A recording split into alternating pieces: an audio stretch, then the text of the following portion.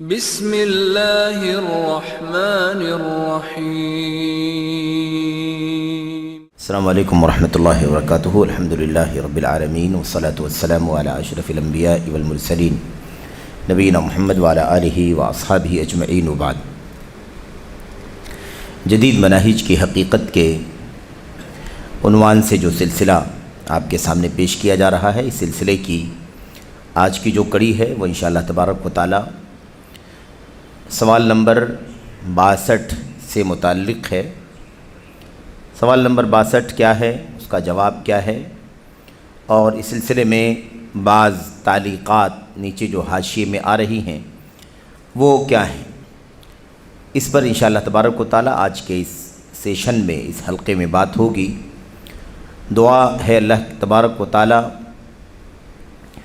یہ سوال اور اس کا جواب ہمیں اچھی طرح سے سمجھنے کی توفیق عطا فرمائے، آمین رب العالمین۔ سوال نمبر 62 میں، اور یہ کتاب کا صفحہ نمبر 357 ہے۔ سوال نمبر 62، سلفیت کیا ہے؟ کیا اس کے منہج پر چلنا اور اس پر مضبوطی سے کاربند رہنا واجب ہے؟ یہ ہے سوال، اور یہ سوال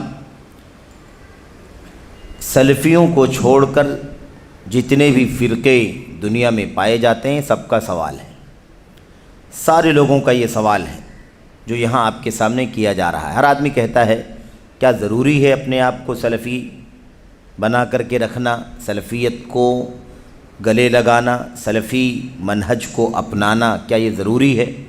کیوں اس پر اصرار کیا جاتا ہے کہ سلفیت ہی ضروری ہے، سلفیت ہی ضروری ہے؟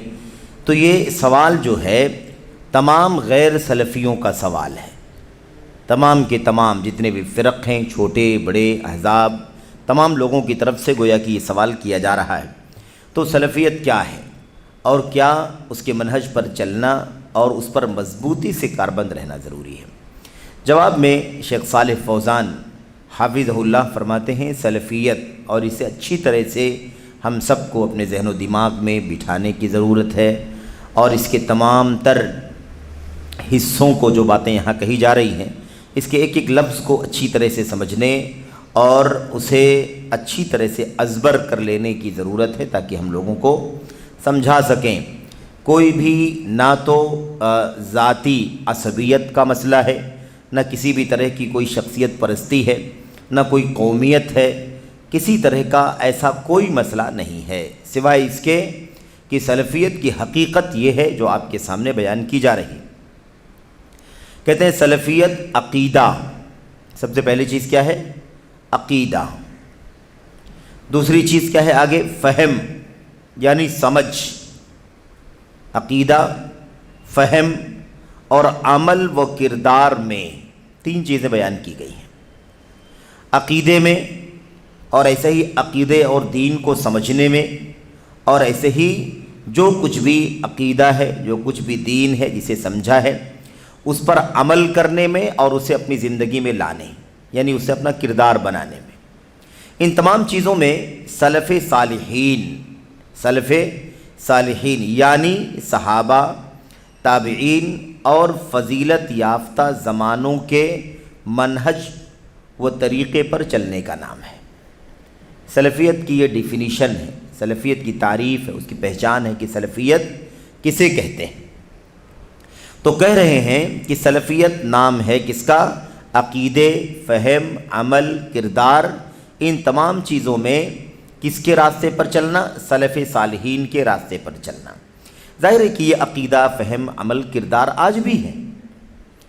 عقیدہ، فہم اور ایسے ہی عمل، کردار آج بھی موجود ہے، لیکن ان تمام چیزوں میں راستہ سلف صالحین کے علاوہ لوگوں کا بھی برتا جا رہا ہے، راستہ سلف صالحین کے علاوہ کا بھی برتا جا رہا ہے، ان کے راستے کے علاوہ راستوں پر بھی چلا جا رہا ہے دنیا میں، عقیدے میں بھی، فہم یعنی سمجھ میں بھی، اور عمل اور کردار میں بھی۔ تو سلفیت اس کا نام نہیں ہے جو آج دنیا میں چل رہا ہے۔ عقیدے میں کسی کو بھی فالو کیا جا رہا ہے، کسی کے راستے پر بھی چلا جا رہا ہے، فہم، سمجھ کسی کی بھی لی جا رہی ہے، عمل اور کردار کسی کا بھی فالو کیا جا رہا ہے، یہ سلفیت نہیں۔ سلفیت نام اس چیز کا ہے کہ سلف صالحین یعنی صحابہ، تابعین اور ایسے ہی فضیلت یافتہ صدیاں، یعنی صحابہ تابعین کے بعد تیسرا کیا باقی بچتا ہے؟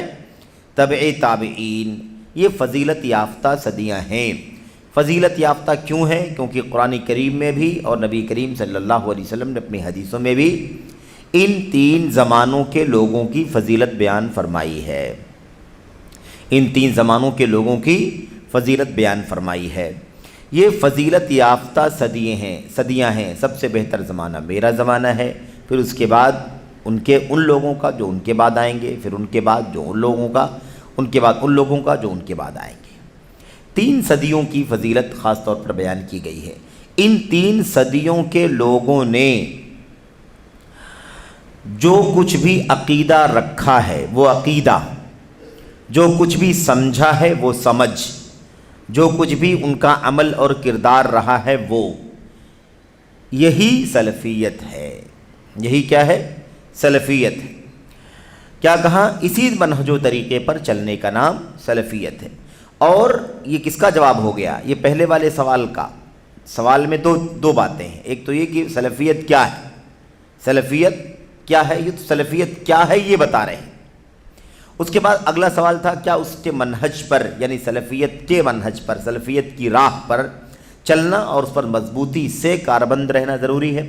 اس کا جواب کہہ رہے ہیں اور مسلمان کے لیے اس منہج پر چلنا اور اس پر قائم رہنا واجب ہے۔ کس نے واجب کیا؟ ہم نے، آپ نے نہیں۔ ہم نے، آپ نے واجب نہیں کیا ہے، بلکہ ہمارے اور آپ کے لیے اور سب کے لیے واجب قرار دیا گیا ہے۔ کہاں سے واجب ہوا ہے؟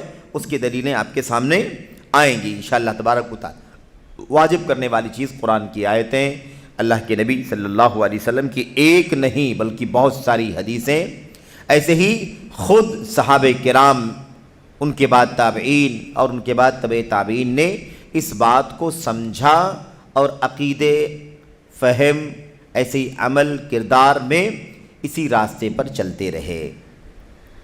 اچھا، اب یہاں حاشیہ لگا ہوا ہے، وہ حاشیہ انشاءاللہ تبارک و تعالی ہم بعد میں پڑھیں گے۔ پہلے جواب مکمل کر لیتے ہیں۔ یہ شیخ صالح فوزان حافظہ اللہ نے جواب دے دیا، اس کے بعد یہ دلیلیں پیش کر رہے ہیں۔ کہتے ہیں اللہ تبارک و تعالیٰ کا ارشاد ہے والسابقون الاولون، جیسا کہ ارشاد باری ہے والسابقون الاولون من المہاجرین والانصار والذین اتبعوہم باحسان رضی اللہ عنہم ورضوا عنہ۔ اس کے بعد کہتے ہیں وَأَعَدَّ لَهُمْ جَنَّاتٍ تَجْرِي تَحْتَهَا الْأَنْهَارُ خَالِدِينَ فِيهَا أَبَدًا ذَلِكَ الْفَوْزُ الْعَظِيمُ۔ یہ سورہ توبہ کی آیت نمبر 100 ہے۔ سورہ توبہ کی آیت نمبر 100، یہ حوالہ ہمیشہ یاد رکھیں، سورہ توبہ آیت نمبر 100۔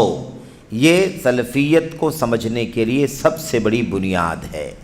سلفیت کو سمجھنے کے لیے، سلفیت کی فضیلت کے لیے، اس راہ پر چلنے کا انجام کیا ہوگا، ان تمام چیزوں کو سمجھنے کے لیے یہ آیت کریمہ سب سے بنیادی دلیلوں میں سے ایک دلیل ہے۔ اللہ تبارک و تعالیٰ نے فرمایا جو مہاجرین اور انصار سابق اور مقدم ہیں، یعنی انصار اور مہاجرین جو بہت پہلے گزر چکے ہیں۔ اب یہ آیت کریمہ جب اتری ہے تو اسی آیت میں اللہ تعالیٰ نے کیا فرمایا؟ والسابقون الاولون، سبقت کرنے والے، بالکل پہل والے، آگے جو تھے، بالکل سب سے پہل کرنے والے، ہے نا، پیش رہنے والے، ایک دم شروع میں جو لوگ آگے رہنے والے اور پہلے والے تھے، یہ لوگ خواہ وہ مہاجرین ہوں یا وہ انصار ہوں۔ نمبر 1 یہ بات ہو گئی، یعنی صحابہ کرام۔ انصار مہاجرین کون ہیں؟ یہ صحابہ کرام، اور جتنے لوگ اخلاص کے ساتھ ان کے پیرو ہیں، والذین تبعوہم باحسان، جتنے لوگ اخلاص کے ساتھ ان کے پیرو ہیں۔ اب یہ قیامت تک آنے والے سب لوگوں کے لیے ہے، جو لوگ بھی اخلاص کے ساتھ ان انصار اور مہاجرین کے راستے کی پیروی کریں گے، قیامت تک آنے والے سب اس میں شامل ہیں۔ لیکن ساری دنیا کے لوگوں میں سے اب صحابہ کرام کے بعد دو طبقے اور ہیں جن کا خصوصی طور پر ذکر کر دیا گیا حدیثوں کے اندر خصوصی طور پر ذکر کر دیا گیا۔ عمومی طور پر سابقین اولین صحابہ ہو گئے، والذین تبعوہم بإحسان، اس کے اندر کون لوگ آ گئے؟ سب سے پہلے تابعین، پھر اس کے بعد تبع تابعین آ گئے، پھر جو لوگ بھی اس طرح سے اتباع کریں گے قیامت تک سب لوگ اس کے اندر آ گئے۔ اللہ کے نبی صلی اللہ علیہ وسلم نے آیت کریمہ کو گویا کہ اپنی حدیثوں میں ڈھال کر سمجھا دیا۔ آپ نے فرما دیا سب سے بہتر زمانہ میرا زمانہ ہے، پھر اس کے بعد ان کا جو ان کے بعد آئیں گے، پھر ان کے بعد ان کا جو ان کے بعد آئیں گے، یعنی گویا کہ سارے پیروکاروں میں ان تین طبقوں کا خصوصی مقام ہے، ان تین طبقوں کا خصوصی مقام ہے، خصوصی تذکرہ ہے۔ تو اب آپ دیکھیے سب سے پہلے تو یہ مہاجرین اور انصار ہیں، ٹھیک ہے، مہاجرین اور انصار ہیں، یہ ان کا ذکر اس لیے کیا گیا کیونکہ یہ سابقین اولین ہیں، سب سے سبقت کرنے والے ہیں اور بالکل پہلے والے ہیں، اوائل ہیں۔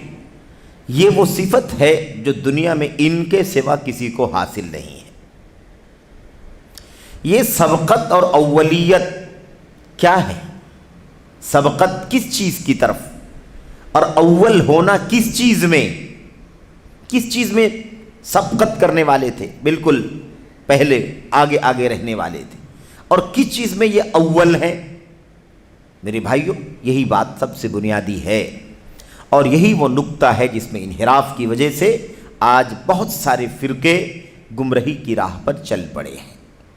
صحابہ کے خلاف زبان کھولنے والا کوئی بھی آدمی جزوی طور پر ہو یا کلی طور پر ہو، صحابہ کرام کے خلاف زبان کھولنے والا خواہ وہ کلی طور پر ہو یا جزوی طور پر ہو یا شخصی طور پر ہو، صحابہ کے خلاف زبان کھولنے والا بہر صورت مجرم ہے۔ بہر صورت کون ہے؟ وہ مجرم ہے، کیونکہ اللہ کے کلام میں سابقین اولین کا ذکر کیا جا رہا ہے، مہاجرین اور انصار کا ذکر کیا جا رہا ہے۔ یہ سبقت اللہ تبارک و تعالیٰ کی کتاب کی طرف، سبقت اللہ کے نبی صلی اللہ علیہ وسلم کی سنت کی طرف، سبقت اللہ کی توحید کا دفاع کرنے کی طرف، سبقت اللہ تبارک و تعالیٰ کے دین کے مخالفین کے خلاف کھڑے ہونے میں مخالفین کے خلاف کھڑے ہو کر جنگ کرنے میں، جہاد کرنے میں، زبان سے، قلم سے، ہتھیار سے، ہر اعتبار سے ان سب میں کون ہے؟ یہ سبقت کرنے والے ہیں۔ اولین سب سے پہلے لوگ ہیں جن سے پہلے اس معاملے میں کوئی نہیں ہے۔ نبی صلی اللہ علیہ وسلم اللہ تبارک و تعالیٰ کی توحید کا پیغام لے کر آئے، نبوت کا تاج لے کر کے آئے۔ اب آپ صلی اللہ علیہ وسلم نے جب توحید کی دعوت دی تو اس دعوت کو قبول کرنے والے پہل کون لوگ تھے؟ کیا اس مقام میں دنیا کا کوئی اور طبقہ بھی شریک ہو سکتا ہے جن کی نگاہوں نے نبی کو نہیں دیکھا ہے، جن کی نگاہوں نے جن لوگوں نے نبی کی صحبت نہیں پائی ہے؟ کیا کوئی ایسا طبقہ اس فضیلت میں، اس شرف میں آ سکتا ہے؟ کلام اللہ تبارک و تعالیٰ کا ہے، اللہ خود اپنے کلام میں ارشاد فرماتا ہے وہ لوگ جو بالکل سبقت کرنے والے ہیں، بالکل جو پہلے ہیں، فرسٹ ون ہیں، مہاجرین اور انصار، یہ لوگ، اور ایسے ہی جو ان کے مخلص پیروکار ہیں یہ لوگ۔ آگے اللہ نے فرمایا رضی اللہ عنہم ورضوا عنہ، اللہ تبارک و تعالیٰ ان سب سے راضی ہو چکا ہے اور یہ سب کے سب اللہ تبارک و تعالیٰ سے راضی ہیں۔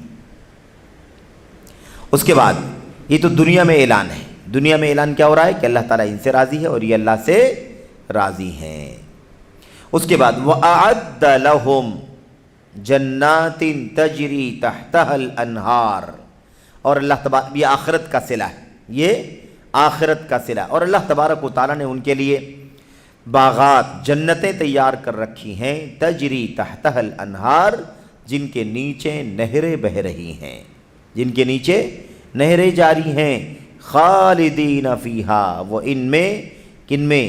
نہروں میں نہیں، جنتوں میں ہمیشہ ہمیشہ رہیں گے، خالدین فیہا، وہ ان جنتوں میں ہمیشہ ہمیشہ رہیں گے، ذالک الفوز العظیم، یہ بہت بڑی کامیابی ہے، یہ بہت بڑی کامیابی۔ یہاں پر ایک بات اچھی طرح سے آپ جان لیں، ابھی مرزا علی انجینئر پاکستان پڑوسی ملک کا رہنے والا، اس نے پوری دنیا میں بہت بڑا فتنہ پھیلا رکھا ہے، صحابہ کرام کے خلاف زبان درازی کرنا اس کا شیوا بن چکا ہے۔ وہ ہوائے نفس کے مطابق بہت ساری حدیثوں کو پڑھتا ہے، یا تو وہ حدیثیں صحیح نہیں ہوتی ہیں یا حدیثیں صحیح ہوتی ہیں، بخاری اور دیگر کتابوں کی ہوتی ہیں، تو اس کی وہ منمانی شرح کرتا ہے، منمانی ترجمہ کرتا ہے، منمانی اس سے مسائل مستنبط کرتا ہے، نتائج نکالتا ہے۔ اس کی بہت ساری گمراہیوں میں سے ایک گمراہی یہ بھی ہے کہ وہ صحابہ کرام کے بارے میں یہ کہتا ہے کہ اللہ تبارک و تعالیٰ تمام صحابہ سے راضی نہیں ہے،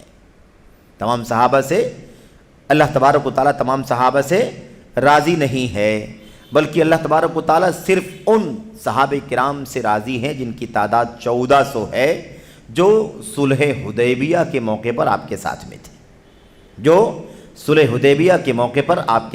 تھے، ان سے اللہ تبارک و تعالیٰ راضی۔ اس طرح کی بات کو کہتا ہے۔ اس کا مقصد کیا اس کے پیچھے؟ اس کا مقصد یہ ہے کہ وہ حضرت معاویہ ابن ابی سفیان رضی اللہ تعالیٰ عنہ کو اس رضامندی سے خارج کرنا چاہتا ہے۔ آگئی بات سمجھ؟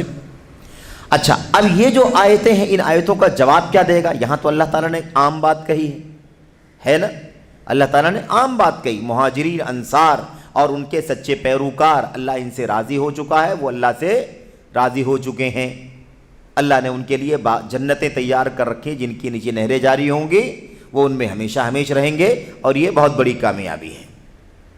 یہاں تو کوئی راستہ نہیں ہے۔ اب وہ یہ کہتا ہے کہ رضی اللہ عنہم ورضوا عنہ، اس کی تعویل کرتا۔ ہم نے کیا ترجمہ کیا ہے؟ ہم کیا سمجھ رہے ہیں؟ اللہ تبارک و تعالیٰ ان سب سے راضی ہو چکا ہے، اور یہ اللہ تبارک و تعالیٰ سے راضی ہو چکے ہیں، اللہ ان سے راضی ہوا اور یہ اللہ سے راضی ہوئے۔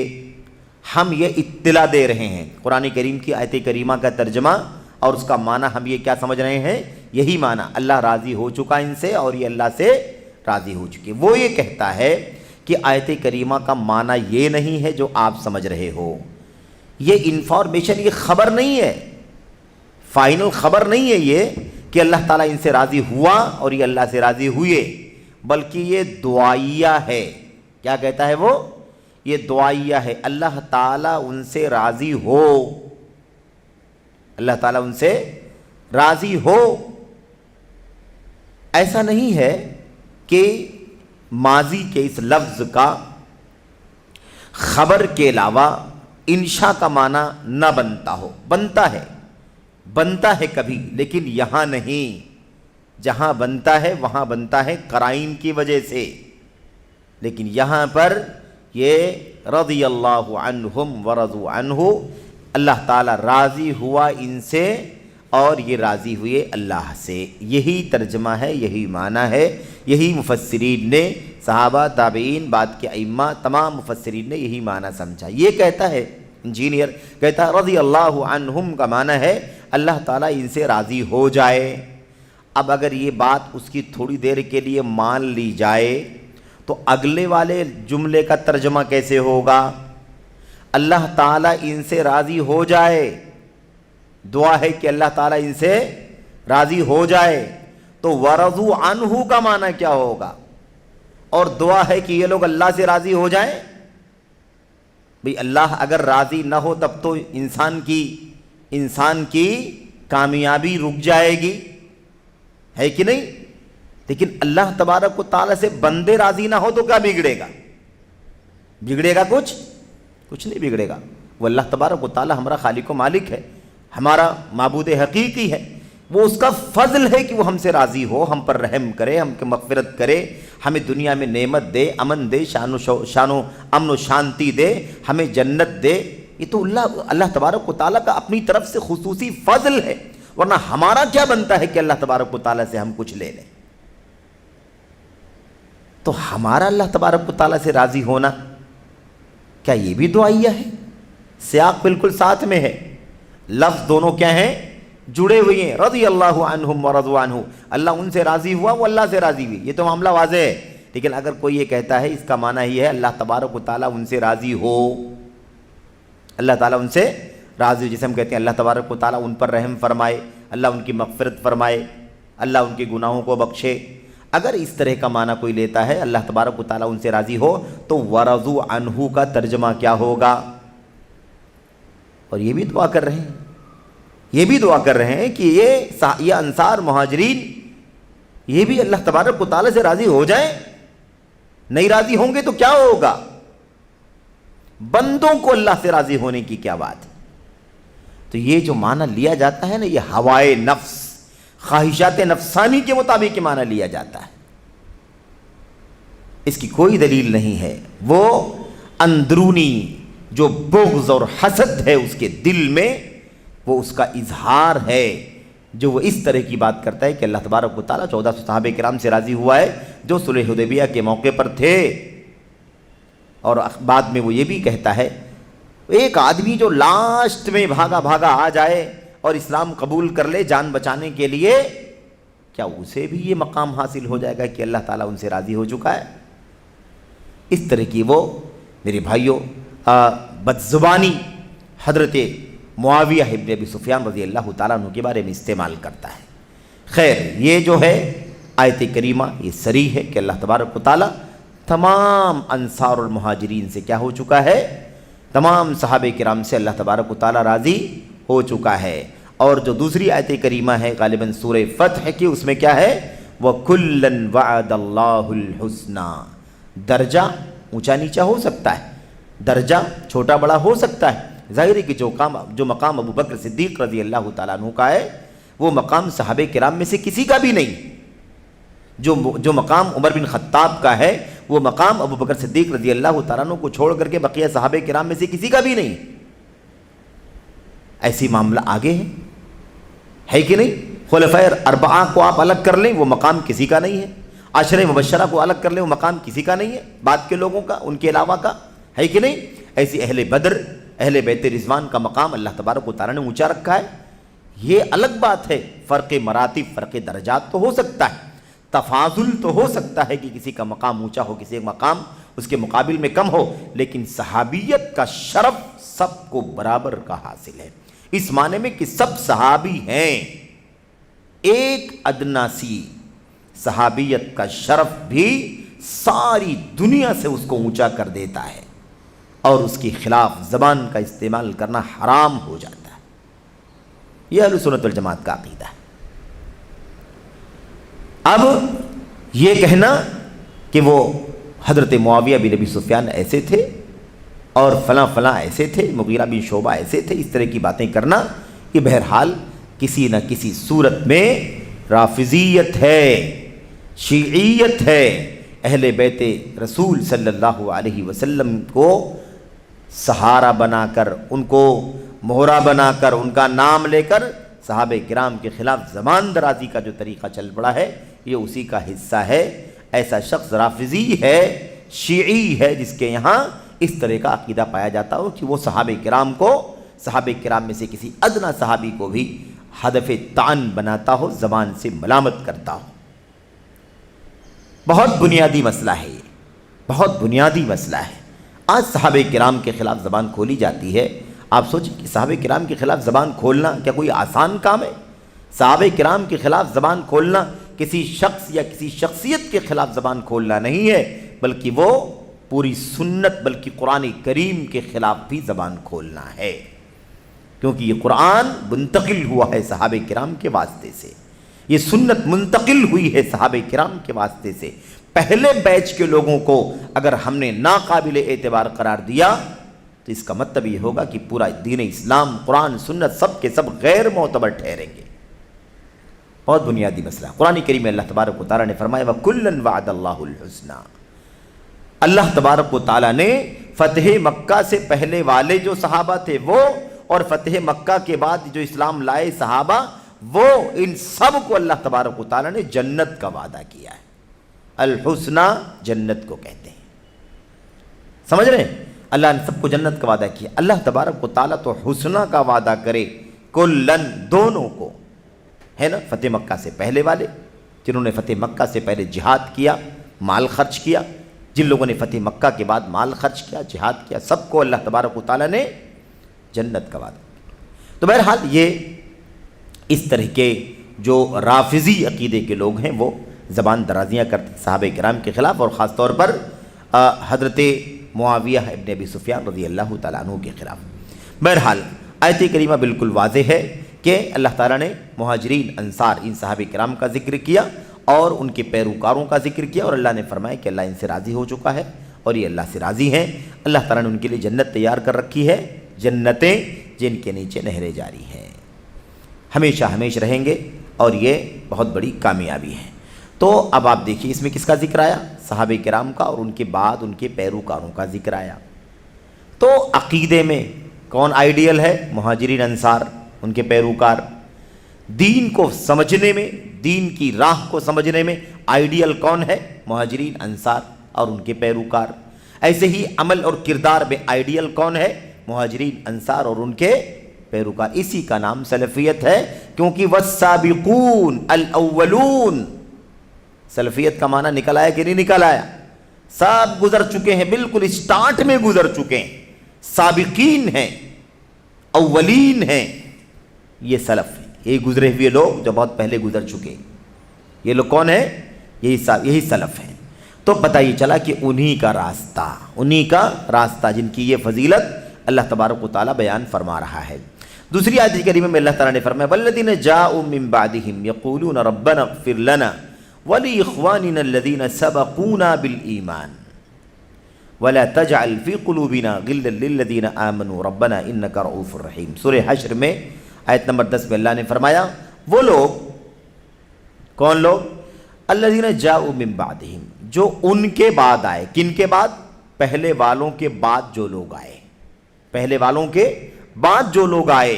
یقولون ربنا اغفر لنا، وہ دعا کرتے ہیں تو کیا کہتے ہیں؟ ربنا اغفر لنا، اے ہمارے پروردگار تو ہمیں بخش دے، تو ہمیں بخش دے، ہماری مغفرت فرما۔ وَلِإِخْوَانِنَا الَّذِينَ سَبَقُونَا بِالْإِيمَانِ، اور ہمارے ان بھائیوں کو بخش دے جو ایمان کے ساتھ ہم سے پہلے گزر چکے ہیں، جو ایمان کے ساتھ ہم سے پہلے گزر چکے، ہم سے سبقت لے گئے ہیں، ہم سے پہلے دنیا میں آ کر کے جا چکے ہیں، ان ہمارے بھائیوں کو بھی کیا کر دے؟ ان کو بھی بخش دے، ان کی بھی مغفرت فرما دے۔ اب جو ہم سے پہلے ایمان میں سبقت لے گئے کون ہیں؟ یہ جاؤ دیکھو، تلاش کرو کہ سب سے پہلے ایمان لانے والے کون لوگ ہیں۔ 200 سال پہلے والے بھی ہم سے پہلے ہیں، 400 سال پہلے والے بھی ہم سے پہلے ہیں، لیکن سبقت کی فہرست میں، سبقت کی راہ پر سب سے پہلے کون چلا ہے؟ وہ صحابہ کرام ہیں۔ انہی کے راستے پر ہمیں چلنا ہے، کیونکہ اللہ نے کیا فرمایا؟ اللہ نے فرمایا کہ ان کے لیے مغفرت کی دعا بعد والے کرتے ہیں، اور یہ ہماری ذمہ داری ہے۔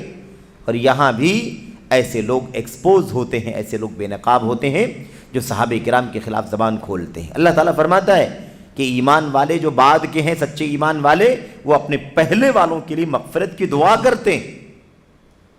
سمجھ رہے ہیں؟ مغفرت کی دعا کرتے ہیں۔ اچھا، وَلَا تَجْعَلْ فِي قُلُوبِنَا غِلًّا لِّلَّذِينَ آمَنُوا، اور یہ بات بہت اہم ہے۔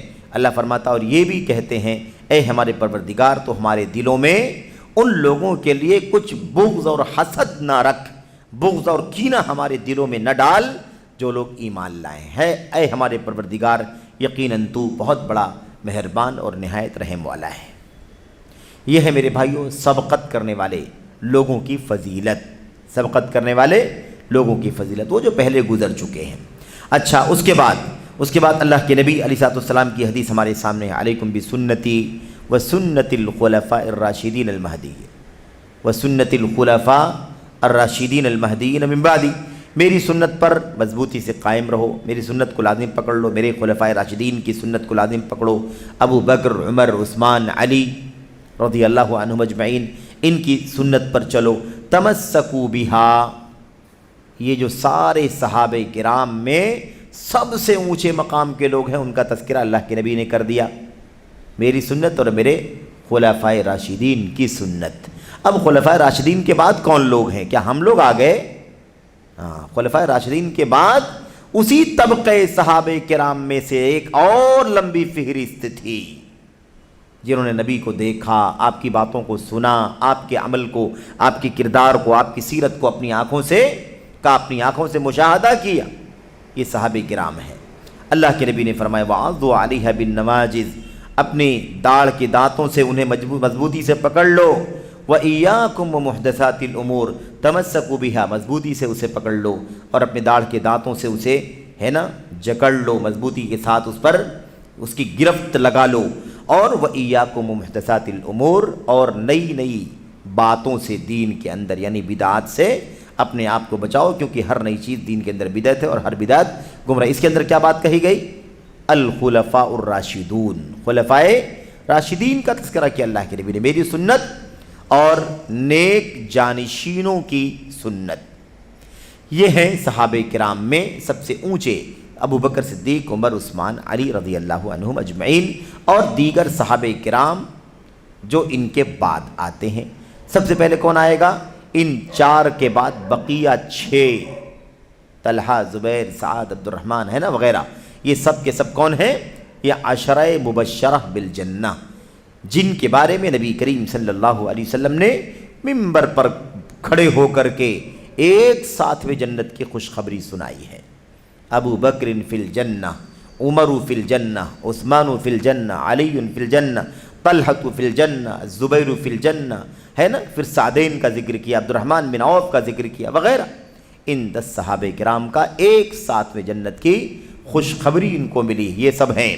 اور ان کے بعد دیگر صحابہ کرام، اہل بیت، اہل بدر، اہل بیت رضوان، اور ان کے بعد بقیہ دیگر صحابہ کرام، سب جن صحابہ کرام کو جنت کی خوشخبری اللہ کے نبی نے دی ہے، وہ صرف یہ 10 صحابہ کرام نہیں ہیں، بلکہ ان 10 کے علاوہ بھی صحابہ کرام ہیں جن کو جنت کی خوشخبری اللہ کے نبی نے دی ہے۔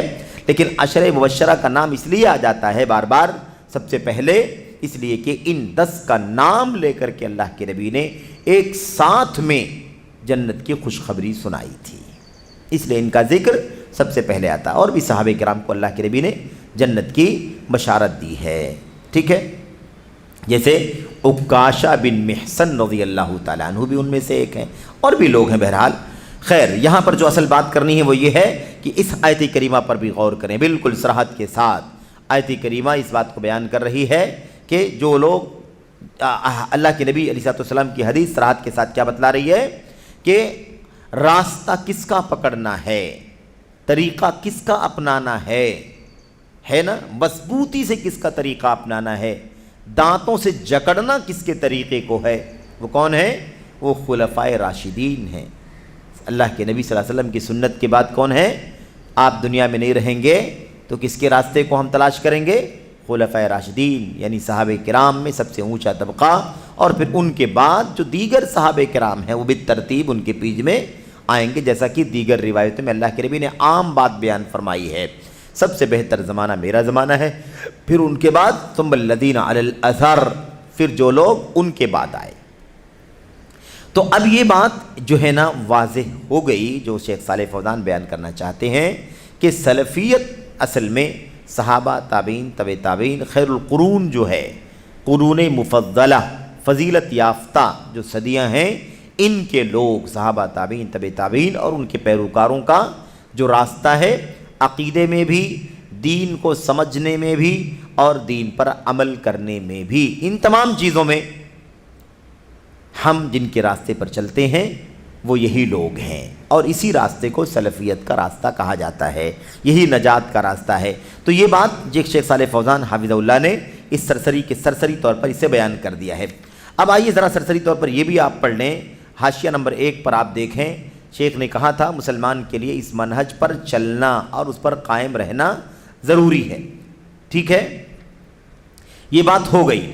اس کے بعد اب یہی آیت کریمہ ہیں، یہی آیتیں ہیں، یہ حدیث ہیں، اور بہت ساری آیتیں ہیں اور بہت ساری حدیثیں ہیں، اسی سے معلوم پڑتا ہے کہ راستہ کس کا پکڑنا ضروری ہے؟ انہی لوگوں کا راستہ پکڑنا ضروری ہے، صحابہ کرام کا، انصار کا، مہاجرین کا۔ اب یہاں خلفائے راشدین کہا اللہ کے نبی نے، لیکن آیت کریمہ میں کیا ہے؟ انصار اور مہاجرین، سب کے سب آگے کہ نہیں آگے اس کے اندر؟ ایسی اللہ کے نبی کی دیگر حدیثوں سے بھی پتہ چلتا ہے کہ اللہ کے نبی کے صحابہ کرام کا مقام سب سے پہلے ہے، اس لیے انہوں نے جس طرح سے دین کو دیکھا، سنا، سمجھا، برتا، عمل کیا، اسی طریقے سے ہمیں بھی کرنا چاہیے۔ اچھا، اب یہ سوال جو آتا ہے وہ سوال کیوں آتا ہے کہ سلفیت کیا ہے، کیا اس پر چلنا ضروری ہے؟ اس پر مضبوطی کے ساتھ قائم رہنا، ڈٹے رہنا کیا ضروری ہے؟ یہ سوال آتا کیوں ہے؟ یہ سوال اسی لیے آتا ہے کہ لوگ یہ سمجھتے ہیں کہ جیسے اور ٹکڑے ہیں اور فرقے ہیں اور گروہ ہیں اور ٹولیاں ہیں امت کے اندر، ایسے ہی ایک جماعت، ایک فرقہ، ایک ٹولی، ایک گروہ یہ بھی ہے۔ سمجھ رہے ہیں نا؟ جیسے اور فرقے ہیں اور ٹولیاں اور گروہ ہیں، دھڑے ہیں، جتھے ہیں، ایسے ہی سلفیت بھی کیا ہے؟ وہ بھی ایک ٹولی ہے، وہ بھی ایک پارٹی ہے، وہ بھی ایک دھڑا ہے۔ ایسے ہی لوگ سمجھتے ہیں، اس لیے یہ سوال کرتے ہیں کہ بھئی آپ لوگ جب دیکھو سلفیت سلفیت سلفیت کی بات کرتے ہیں، ہے نا؟ جب دیکھو تب سلفیت کی بات کرتے ہیں اور یہ ثابت کرنا چاہتے ہیں کہ بس اسی راستے پر چلنا چاہیے۔ کیوں بھئی اس راستے پر چلنا چاہیے؟ جیسے اور فرقے ہیں، یہ بھی ایک فرقہ ہے، تو آپ کی فرقے پر کیوں چلنا چاہیے؟ اس طرح کی بات لوگ کرنا چاہتے ہیں، ٹھیک ہے؟ اسی لیے یہ سوال کرتے ہیں، ورنہ اگر وہ جان لیتے کہ سلفیت کوئی فرقہ نہیں ہے۔ اور اس حوالے سے باتیں تو بہت ساری ہیں، اور یہ فتنے صرف اور صرف ہلکے پھلکے انداز میں میڈیا پر نہیں چلتے، بلکہ ظالموں نے اس سلسلے میں مستقل کتابیں لکھ لکھ کر کے امت کو گمراہ کرنے کی کوشش کی ہے۔ سمجھ رہے ہیں؟ کتابیں لکھ لکھ کر کے اب ہم سلفی کہتے ہیں۔ اب ایک بات اور بھی یہاں واضح ہو جائے تو بہتر ہے، جبکہ شاید اس سے پہلے بھی تذکرہ غالباً آیا ہوگا، وہ یہ ہے کہ ابھی ہم لوگوں نے کیا پڑھا ہے کہ سلفیت نام ہے عقیدے، دین کی فہم اور عمل اور کردار میں صحابہ تابعین کے طریقے پر چلنے کا۔ اب ایک آتا ہے شخص اور وہ کہتا ہے کہ سلفیت جو ہے وہ کسی راستے کا نام نہیں ہے، کسی راستے کا نام نہیں ہے، بلکہ سلفیت کس چیز کا نام ہے؟ ایک پیریڈ کا نام ہے، ایک دور کا نام ہے، ایک زمانے کا نام ہے، جو زمانہ، جو دور، جو پیریڈ بڑا اچھا تھا۔ سمجھ رہے ہیں؟ ایک پیریڈ اور ایک دور کا نام ہے، ایک زمانے کا نام ہے، جو کیا تھا؟ بہت اچھا تھا، لیکن وہ کوئی منہج، کوئی راہ عقیدے کا راستہ نہیں ہے، کوئی وہ دین کے سمجھنے کا راستہ نہیں ہے، کوئی عمل اور کردار اور سلوک کا وہ راستہ نہیں ہے۔ اب اس میں یہ تفریق پیدا کر کے اور یہ فتنہ نکال کر کے امت کو گمراہ کرنے کی کوشش کی گئی۔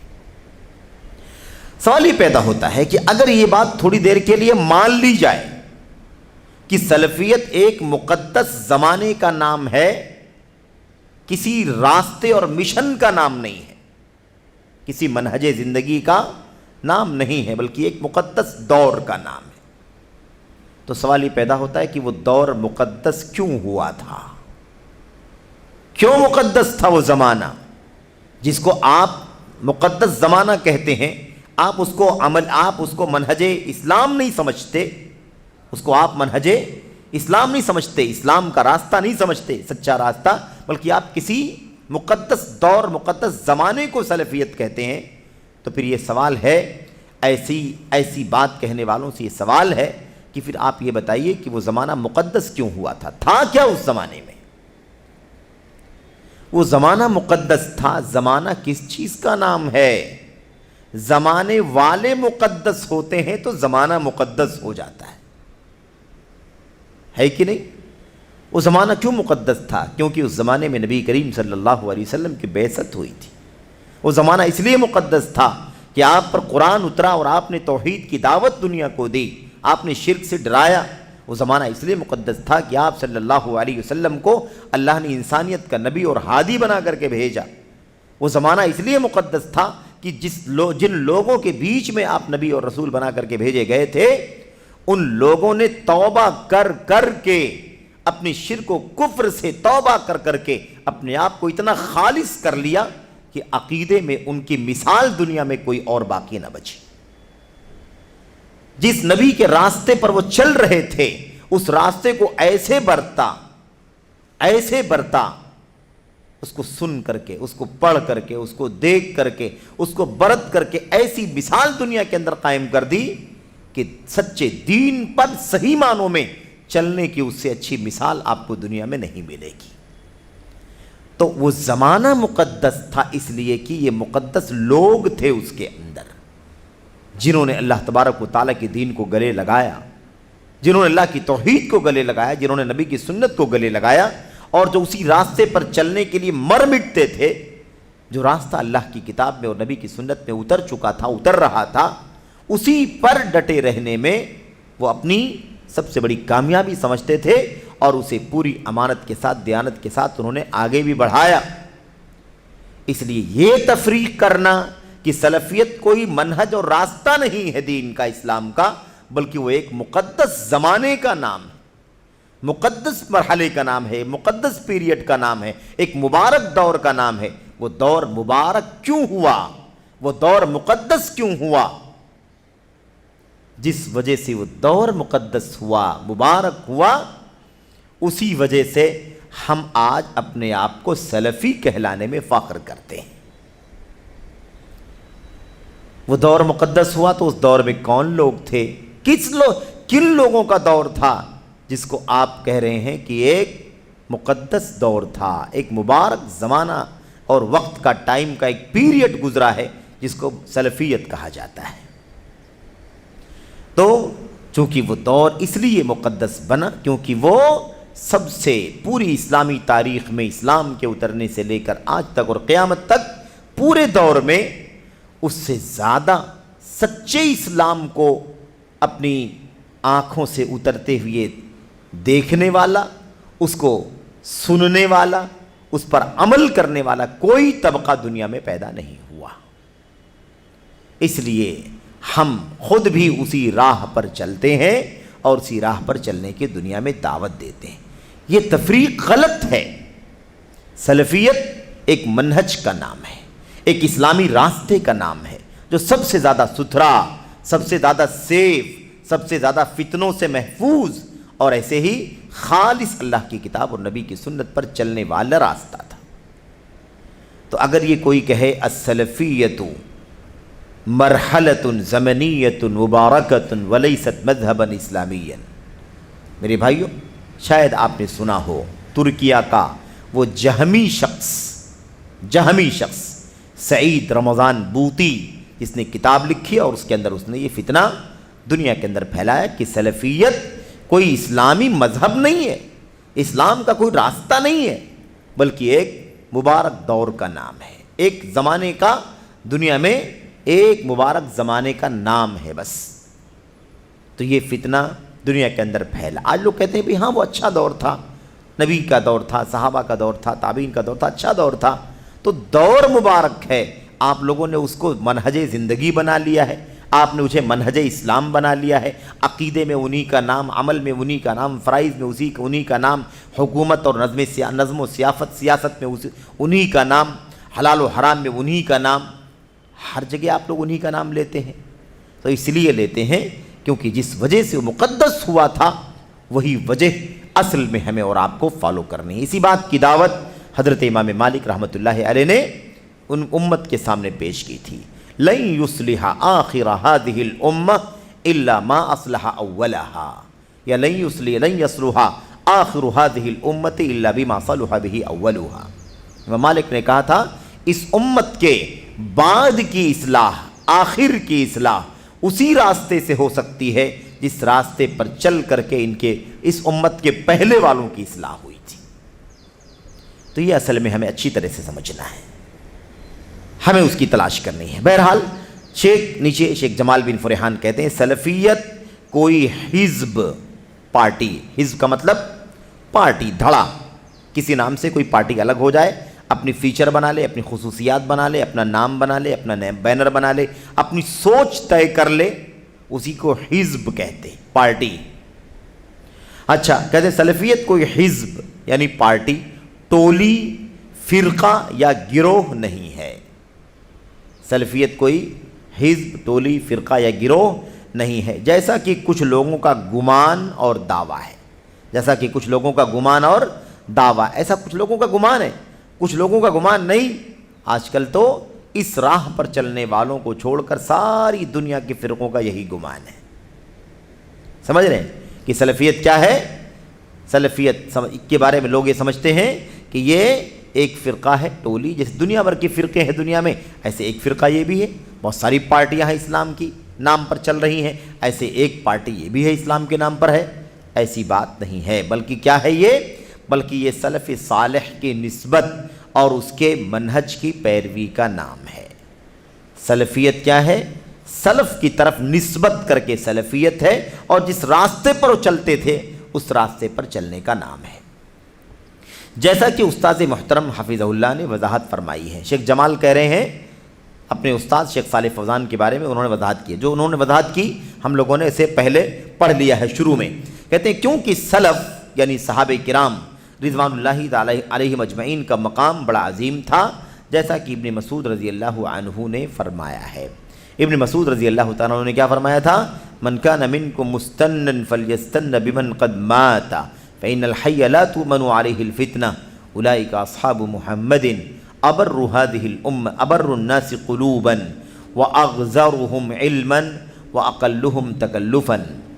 اور بھی یہ روایت لمبی بھی ہے، کئی صحابہ سے آئی ہے، ابن مسعود کا ذکر ہے، غالباً یہ روایت عمر بن خطاب سے بھی آئی ہے، یہ روایت ابو ہریرہ رضی اللہ تعالیٰ عنہ سے بھی غالباً آئی، اور بھی صحابہ سے غالباً یہ روایت آئی ہوئی ہے۔ بہرحال اس کا حوالہ لکھا ہوا ہے، تم میں سے جسے کسی کی پیروی کرنا ہو، تم میں سے کسی کو بھی کسی کی اگر پیروی کرنا ہے کہ بھئی کسی کو آپ فالو کرنا چاہتے ہیں، کسی کی پیروی کرنا چاہتے ہیں، کسی کے نقش قدم پر چلنا چاہتے ہیں، تو اب ابن مسعود کیا فرماتے ہیں؟ تو وہ فوت شدگان کی پیروی کرے، یعنی ان لوگوں کی پیروی کرے جو دنیا سے جا چکے ہیں۔ یہ جو جملہ ہے نا ابن مسعود رضی اللہ تعالیٰ عنہ کا، یہ بڑا پیارا ہے۔ ابن مسعود رضی اللہ تعالیٰ عنہ یہ بات کہہ رہے ہیں کہ جسے کسی کی پیروی کرنی ہو وہ ان کی پیروی کرے جو دنیا سے جا چکے ہیں۔ یعنی ابن مسعود نے جب یہ بات کہی ہے تو دنیا میں صحابہ کرام کے علاوہ اور تابعین کے علاوہ کوئی نہیں تھا۔ کیا اور کوئی تھا؟ نہیں تھا۔ ابن مسعود ہی نے یہ بات کہی ہے نا، جسے کسی کی پیروی کرنی ہو، یعنی آپ سب کے لیے کہا جا رہا ہے کسی کی پیروی کرنی ہو، کسی کو اسوہ اور آئیڈیل بنانا ہو تو کس کو بنائے؟ بیمن قد مات، جو دنیا سے جا چکے ہیں۔ تو اب ان کے دور میں جو اللہ کے نبی علیہ السلام کے صحابہ کرام تھے، ہے نا، کچھ باقی تھے، کچھ وفات پا چکے تھے، اور دوسرا طبقہ کون تھا؟ کچھ تابعین کا طبقہ تھا، کچھ تابعین کا طبقہ تھا۔ ابن مسعود اتنی باریک بات امت کو سمجھا رہے ہیں کہ امت کو چاہیے کہ وہ بالکل اپنے ایک دم اصل سے جڑنے کی کوشش کرے۔ کس سے جڑنے کی کوشش کرے؟ ایک دم اصل سے جڑنے کی کوشش کرے، بالکل جڑ پر جائے، جڑ جو بنیاد ہے نا، فاؤنڈیشن، اس سے جڑنے کی کوشش کرے۔ کیونکہ ابن مسعود کے زمانے میں صرف صحابہ کرام کے علاوہ، ہے نا، یعنی اللہ کے نبی علیہ السلام کی وفات اگر ہو گئی ہے تو آپ کی وفات کے بعد کون باقی بچے گا ان کے سامنے؟ یا تو ان کے اپنے صحابہ ساتھی باقی بچیں گے یا تابعین باقی بچیں گے، ہے کہ نہیں؟ ان سے کیا کہہ رہے ہیں وہ، ان سے کیا کہہ رہے ہیں، اور ان سے کہہ رہے ہیں تو ان کے بعد ہم سے بھی کہہ رہے ہیں یہ، کیونکہ یہ فرمان ساری امت کے لیے ہے، سب کے لیے۔ کہتے ہیں جسے کسی کو آئیڈیل بنانا ہو وہ ان کو آئیڈیل بنائے جو دنیا سے جا چکے ہیں۔ اس میں دو باتیں بڑی اہم ہیں۔ ایک بات تو یہ کہ وہ کہنا یہ چاہتے ہیں کہ بھئی اللہ کے نبی علیہ السلام کے صحابہ دنیا سے وفات پا چکے ہیں، کسی کو آئیڈیل بنانا ہو تو جو وفات پا چکے ہیں صحابہ ان کو آئیڈیل بناؤ۔ اچھا جو زندہ ہیں ان کو کیوں نہ بناؤ، ان کو بھی بناؤ۔ لیکن ابن مسعود کا دیکھو تقویٰ، وہ کہتے ہیں فَإِنَّ الْحَيَّ لَا تُؤْمَنُ عَلَيْهِ الْفِتْنَةِ، کہتے ہیں اس لیے کہ جو زندہ رہتا ہے اسے فتنے سے امن نہیں رہتا۔ بھئی جو دنیا سے جا چکا ہے وہ تو اپنے ایمان، عقیدے، عمل جو بھی کیا تھا اس کو لے کے دنیا سے جا چکا ہے، اب تو فتنے میں نہیں پڑے گا نا وہ۔ لیکن جو زندہ ہے وہ فتنوں سے سیف ہے؟ نہیں سیف ہے، فتنے میں پڑ سکتا ہے۔ آپ سوچئے کہ صحابی رسول ہے، ابن مسعود ہیں، اس کے باوجود وہ اس بات کو سمجھا رہے ہیں کہ آپ زندوں کی پیروی بھی نہ کریں، پیروی کس کی کریں؟ جو مر چکے ہیں، جو وفات پا چکے ہیں۔ یعنی یہ تواضع ہے ان کا، یہ ان کا تواضع ہے کہ وہ یہ کہنا چاہتے ہیں کہ ہمارے پیچھے مت پڑو، ہمیں بھی فالو نہ کرو، کیونکہ ہم زندہ ہیں، پتہ نہیں کسی فتنے میں گرفتار ہو جائے، اس لیے کن کی پیروی کرو؟ جو دنیا سے جا چکے ہیں۔ دوسری چیز یہ ہے کہ صحابہ کرام، یہ ابن مسعود رضی اللہ تعالیٰ عنہ اگر یہ بات اپنے دور میں اپنے مخاطبین کو سمجھا رہے ہیں تو ہم آج 14 صدیوں کے بعد جو لوگ دنیا میں آئے ہیں انہیں اس اثر سے، اس حدیث سے کیا سبق لینا چاہیے؟ اگر اس وقت جو زندہ تھے، سامنے تھے ابن مسعود کے، اگر ان کو زندوں کو چھوڑ کر کے مردوں کو آئیڈیل بنانا چاہیے تھا، جو دنیا سے ایمان عقیدے کے اعلیٰ معیار پر رہ کے دنیا سے جا چکے ہیں، اگر ان کو معیار بنانے کے لیے کہہ رہے ہیں تو ہمیں آج اس گئے گزرے دور میں ابن مسعود کیا کہنا چاہ رہے ہوں گے؟ ہے کہ نہیں؟ ہماری ذمہ داری اور زیادہ بڑھتی ہے کہ نہیں بڑھتی ہے کہ ہم اپنے دور کے لوگ، پچھلے سال پچھلی صدی کے لوگ، اس سے پہلے والی صدی کے لوگ، اس سے پہلے والی صدی کے لوگ، ہم یہاں کہیں نہ رہیں، بلکہ جسے آئیڈیل بنانا ہو، جسے اسوہ بنانا ہو، کس کو اسوہ بنائے؟ وہ جو دنیا سے وفات پا چکے ہیں۔ تو یہ دو باتیں بڑی اہم ہیں ابن مسعود رضی اللہ تعالیٰ عنہ کی اس قول میں جو سمجھنے کی ہیں۔ اس کے بعد وجہ بتلا دی، کیوں کہتے ہیں اولئک اصحاب محمد صلی اللہ علیہ وسلم۔ خود بھی صحابی رسول ہیں، خود بھی صحابی ہیں کہ نہیں صحابی ہیں، لیکن اپنا تواضع اور اپنے بڑے اور جو دنیا سے جا چکے ہیں ان کا مقام کہتے ہیں اولئک اصحاب محمد صلی اللہ علیہ وسلم، وہ نبی کریم صلی اللہ علیہ وسلم کے صحابہ تھے جن کی وفات ہو چکی، ان کی بات میں کر رہا ہوں۔ وہ کون تھے؟ اللہ کے نبی کے صحابہ تھے۔ ابر الناس قلوبا، یہ صحابہ کرام کی شان بیان کر رہے ہیں۔ لوگوں میں سب سے نیک دل والے، سب سے نیک اور صالح ستھرے دل والے تھے وہ صحابہ۔ اب کوئی کہے گا کہ صحابہ کے دلوں کا پتہ کیسے چل گیا کہ وہ نیک دل والے تھے؟ ہاں، ان صحابہ نے، اگر وہ نیک دل نہ تھے تو انہوں نے شرک و کفر اور باپ دادا کے عقیدے سے کیسے توبہ کر کے اپنے آپ کو اسلام کے دامن سے وابستہ کر لیا۔ دل کی ستھرائی تھی کہ نہیں تھی؟ ایک آیت کریمہ کا ٹکڑا کان سے ٹکرا گیا تو اس نے ان کی دل کی دنیا کو بدل دیا، تائب ہو گئے کفر سے، شرک سے، باپ دادوں کے دین سے، سب سے تائب ہو کر کے ایک اللہ واحد کی عبادت کرنے والے اور ایک نبی کریم صلی اللہ علیہ وسلم کی اتباع اور پیروی کرنے والے بن گئے۔ یہ تھا ان کا طریقہ۔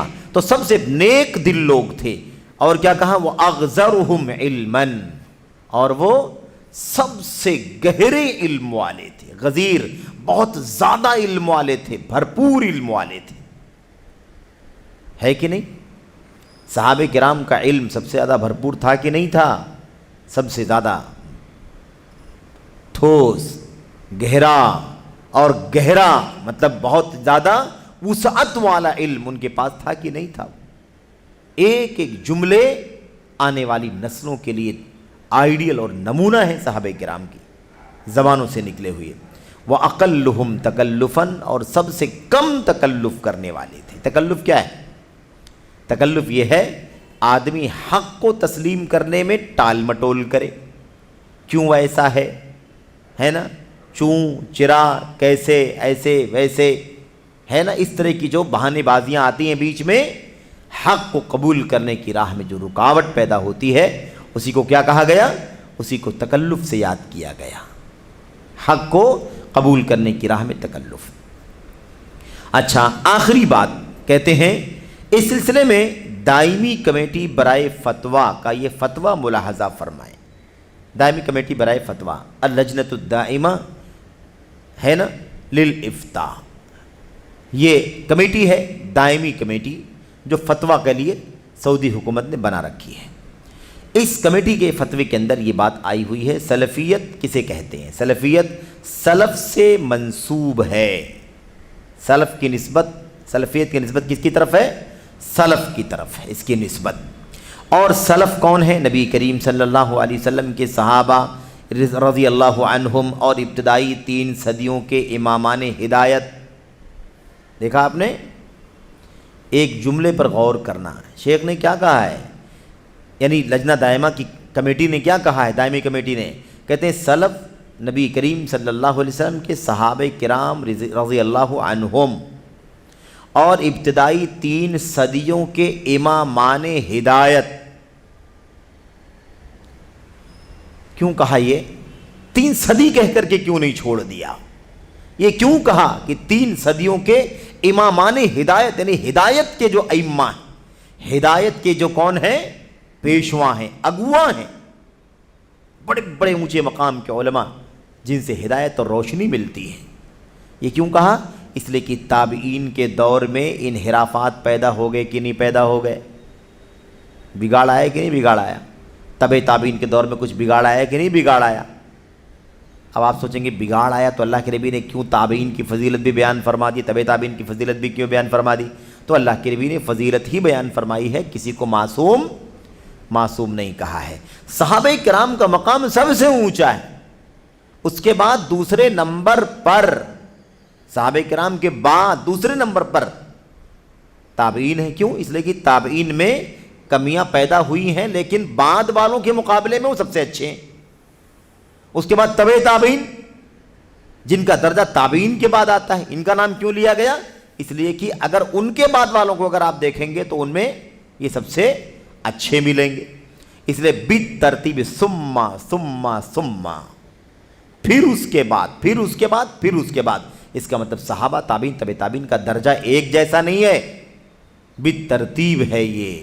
اسی لیے انہوں نے کیا کہہ دیا؟ امامان ہدایت، 3 صدیوں کے امامان ہدایت، یعنی 3 صدیوں کے تمام لوگ نہیں، صحابہ کرام تو ہی ہیں، صحابہ کرام کی بات ہو رہی ہے، سمجھ میں بات آ رہی ہے؟ ہاں، امامان ہدایت جو ہدایت کے پیشوا ہیں، اگر کہیں تابعین کے دور میں کچھ بگاڑ آ گیا تھا کچھ لوگوں کے ہاں تو وہ قابل اعتبار نہیں۔ بھئی جن لوگوں نے بغاوت کی تھی حضرت علی بن ابی طالب رضی اللہ تعالیٰ عنہ کے خلاف، کون تھا وہ؟ اس میں کوئی ایک صحابی بھی تھا؟ کوئی ایک بھی صحابی نہیں تھا بغاوت کرنے میں۔ عثمان غنی کے خلاف بغاوت ہوئی، بغاوت کرنے میں کون تھا؟ کیا نبی کے صحابہ بھی تھے؟ نہیں، یہاں بدنام کیا جاتا ہے، روایتیں ہیں، وہ روایتیں قابل اعتبار نہیں ہیں کہ انہوں نے خروج کیا، بغاوت کا راستہ دکھایا، ایسی کوئی بات کہیں بھی صحابہ کرام سے نہیں ملتی۔ تو خلاصہ کلام یہ ہے کہ ان میں جو گئے گزرے ہوں گے، کسی وجہ سے انحراف آ گیا ہوگا، جیسے حضرت علی کے خلاف بغاوت کرنے والوں کی ایک بڑی تعداد ہے نا، 6000 کے قریب نکل گئی تھی، جن میں سے 2000 لوگوں نے بعد میں توبہ کر لیا تھا اور 4000 لوگ اسی بغاوت کے عقیدے پر رہے اور اسی پر ان کی موت ہو گئی۔ تو ان کا اعتبار نہیں ہے جو انحراف کا شکار ہو گئے، اعتبار کس کا ہے؟ امامان ہدایت کا اعتبار ہے۔ اسے اچھی طرح سے سمجھنے کی ضرورت ہے۔ اس کے بعد کہتے ہیں ان کو سلفی کہا، ان کو کیا کہا جاتا ہے؟ سلف کہا جاتا ہے، اور سلفی سلف سے منسوب ہے۔ سلفی کی نسبت کس کی طرف ہے؟ سلف کی طرف۔ یہ وہ لوگ ہیں جو منہج سلف یعنی سلف کا راستہ، یعنی کتاب سنت کی پیروی، ان پر عمل اور ان کی دعوت پر گامزن رہے۔ تو سلف کون ہے اور سلفی کون ہے؟ صاف لفظوں میں یہ بات یہاں پر ہے نا، لجنہ دائمہ کے علماء نے اس بات کو بیان کر دیا ہے۔ اس کے بعد کہتے ہیں یہ وہ لوگ ہیں جو منہج سلف یعنی کتاب و سنت کی پیروی، ان پر عمل اور ان کی دعوت پر گامزن رہے، چنانچہ اس طرح وہ اہل سنت و جماعت ہیں۔ اہل سنت و جماعت یعنی سنت والے، یعنی نبی کریم صلی اللہ علیہ وسلم کی سنت پر عمل کرنے والے، جماعت یعنی جماعت صحابہ تابعین تبع تابعین کو فالو کرنے والے، جو حق صحابہ تابعین تبع تابعین کے ہاں موجود تھا اسی حق پر اکٹھا ہونے والے، جمع رہنے والے، ان کو کیا کہا جاتا ہے؟ انہی کو ہم لوگ سلفی کہتے ہیں۔ بہرحال اس سلسلے میں شیخ کہہ رہے ہیں کہ اس کتاب کا صفحہ نمبر 149 حاشیہ نمبر 1 ملاحظہ فرمائیں، وہاں سلفیت سے متعلق تفصیلی وضاحت موجود ہے، یہاں اسے دہرانے کی ضرورت نہیں ہے۔ تو یہاں پر شیخ صالح فوزان حفظہ اللہ کے سوال کے جواب پر، جو انہوں نے سوال کے جواب میں باتیں کہی ہیں، اس پر شیخ جمال بن فرحان حفظہ اللہ کا یہ نوٹ آپ کے سامنے بڑا قیمتی ہے۔ آپ اسے سمجھیں کہ آخر صحابہ کرام تابعین تبع تابعین کی راہ کو سلفیت کہا جاتا ہے، یہ کوئی فرقہ نہیں ہے۔ وہ جو صحابہ تابعین تبع تابعین جس راستے پر چلتے تو اسی راستے پر ہم بھی چلنے کی بات کر رہے ہیں، تو ہم کوئی فرقہ کیسے ہو جائیں گے؟ ہمارا آج کا کوئی ایسا کام ہے ہی نہیں، 100 سال 200 سال یہ ہمارا کام نہیں رہا ہے، بلکہ اصل وہ طریقہ صحابہ تابعین کا طریقہ، انہی کی پیروی کرنے کا نام سلفیت ہے۔ تو کہتے ہیں شیخ کی 149 میں کچھ تفصیلات سلفیت کے بارے میں آئی ہوئی ہیں، آپ لوگ وہاں چاہیں تو رجوع کر سکتے ہیں، یہاں پر اس کو دہرانے کی ضرورت نہیں ہے۔ یہ بات شیخ نے بیان فرما دی ہے۔ اس کے ساتھ ہی اس سوال کا جواب مکمل ہوا۔ انشاءاللہ تبارک و تعالیٰ اگلا جو سوال ہے سوال نمبر 63 انشاءاللہ تبارک و تعالیٰ، اور ایسے ہی اس کا جواب اگلے حلقے میں ہم آپ کے سامنے پیش کریں گے۔ اللہ سے دعا ہے کہ اللہ تبارک و تعالیٰ ہمیں اور آپ کو یہ جو راستہ ہے سلف کا راستہ، اصل منہج، اصل راستہ، اس کو سمجھنے کی اور اس کے خلاف دیگر راستے جو پتلے راستے، گلیارے اور ہوائے نفس، بدعات، جتنے فرقہ واریت کا جو ماحول چل پڑا ہے، اس سے ہمیں اللہ تبارک و تعالیٰ آگاہ رہنے کی توفیق عطا فرمائے، انہیں منہج سلف دکھانے کی اور اس کی رہنمائی کرنے کی توفیق عطا فرمائے۔ آمین یا رب العالمین۔ وصلی اللہ وسلم وبارک علی نبینا محمد وعلی آلہ وصحبہ اجمعین۔ السلام علیکم ورحمۃ اللہ وبرکاتہ۔